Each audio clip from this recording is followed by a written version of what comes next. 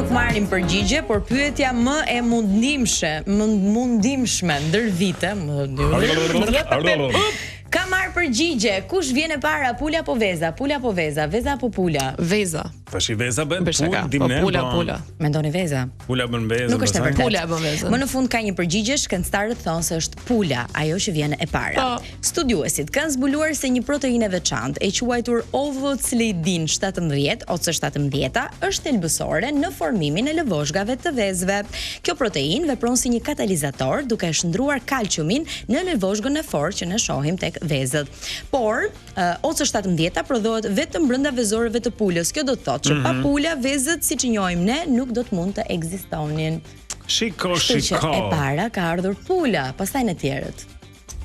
Bukur, sepse veza edhe po ta shikosh edhe në grafik vjen mbas pulës, del nga mbrapa pulës, kështu që pula pastaj veza. Po pulove këta shkencëtarët. Duhet dhe gjeli, me proteina me gjëra katalizatorë. Edhe pa gjeli nuk bëhet gjë. Dikur një libër, janë këta se më pëlqejnë jashtë kanë shkencëtar, më falni, gazetar për çdo subjekt.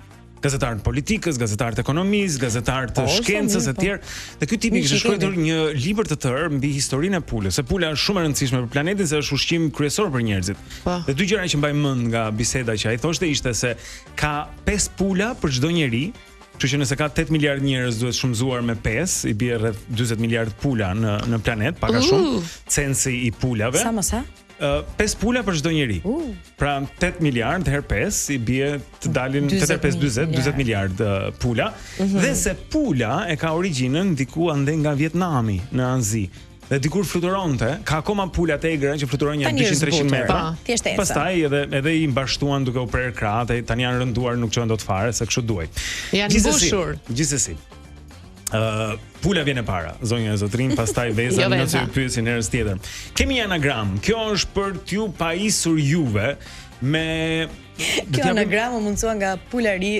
Po. Do t'japim një kupon për 100 eurosh nga Optika Shqiptaro-Gjermane këtu në kryeqytet. Optik shumë e mirë, mund të zgjidhni atje syzet apo gjyslykët që preferoni, por duhet të zgjidhni anagramën e cila sot është Mira Repe. Mira Repe. Mira Ra Epe.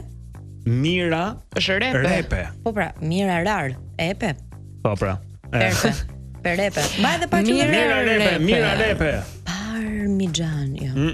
Parmigian. Purpur. Kujdes. Ramba? Duhet ta zgjidhni këtë. Rivendoseni shkronjat ashtu siç duhet. Kujdes. Mere Mira. Pere Mira. Pare Mira. Po mund të jetë pare Mira, paret e mirës.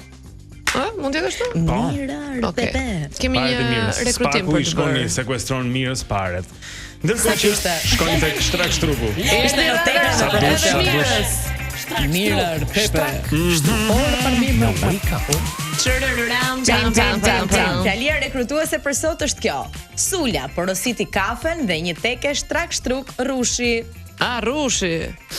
Tash do mos mori kështu nga ato shocat me ginger. Është teke, po që kam me rush. Apo nuk di sula nga shocat me ginger. Sula porositi kafen dhe një teke shtrak struk rushi.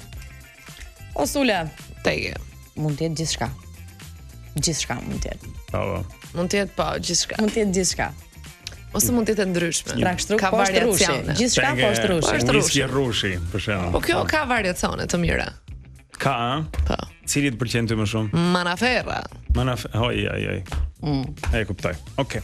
Unë që pëlqen fana. Po, mirë, është manaferra.